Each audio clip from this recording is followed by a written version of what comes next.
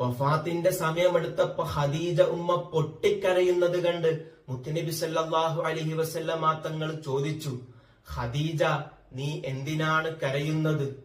തങ്ങളെ മരിക്കുന്നത് ഭയമുണ്ടായിട്ടല്ല, ഞാൻ മരണപ്പെട്ടാൽ തങ്ങൾക്ക് ആരുണ്ടാവുമെന്നോർത്ത് മനസ്സ് വല്ലാണ്ട് കഷ്ടപ്പെടുന്നു നബിയെ.